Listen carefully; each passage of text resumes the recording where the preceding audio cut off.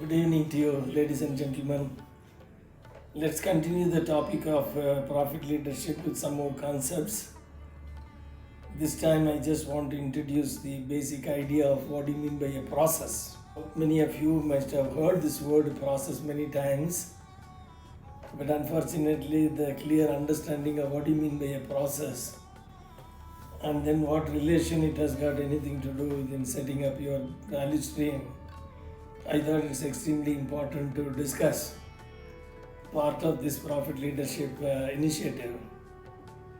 So let's take the example when the Ford wanted to establish its manufacturing facility.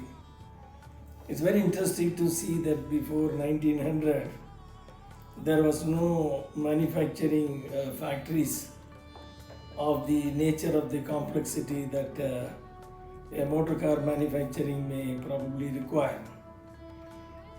So there are about 40,000 parts have to be manufactured with a very high level of precision, and then they have to be assembled together for producing the motor car. So Ford did not know how to organize the factory. So as you could see today, you have got a lot of references, but you can see one factory and then you can set up the other one. So he did not know how the whole company has to be organized. An organization which is producing a complex gadget like a motor car require huge number of processes and the organizational structure, reporting relationship and so on. So it becomes very complex to design. So Ford had a difficulty in figuring that out. In one of my videos, I have spoken about what Henry Ford did subsequently. So what came up in his mind was that the whole manufacturing of the motor car can be divided into small bits of processes, and then once we make those components using those processes, then we will be able to assemble them together to produce the motor car. So the earliest idea of process came in maybe 120 years ago, when the car manufacturing was the first kind of complex manufacturing facility was established.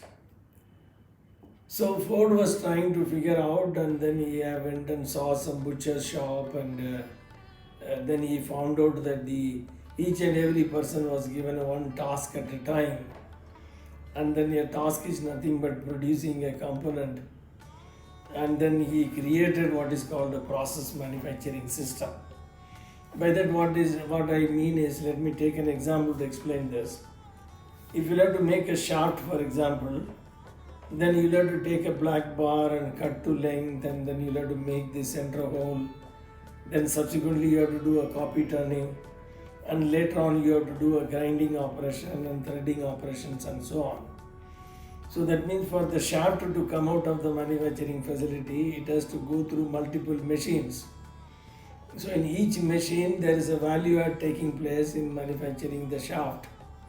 That means a set of activities are performed by the operator, like loading the shaft on the center lathe, and then bringing the grinding machine to grind it, and so on and so forth. So this idea of process came into existence of splitting a complex gadget into smaller bits, and then having a machine in which there is an operator who will carry out certain tasks, and then he will produce the value added output from there, and then ultimately the value adding happens at the end of the day when the car is assembled. So in other words, later on people were trying to figure out what is the definition of a process. ISO 9000 defined the process in its vocabulary, saying a set of activities which is performed to convert an input into an output with a value addition taking place.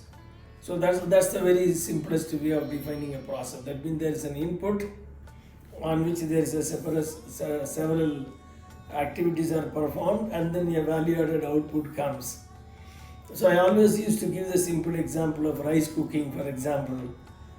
For you to cook the rice, you need basically a raw rice, and then you need water, and then you need an oven, and then there is a sequence of activities have to be performed one after the other so that you get the cooked rice coming on the other side.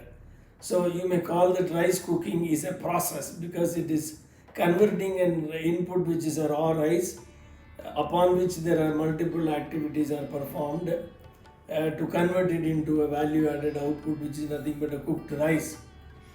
So if the input is the raw rice and the output is also raw rice, then you cannot say there is a process. So that means a simple understanding of process is nothing but a value creation is happening on a certain part of the product that is being manufactured.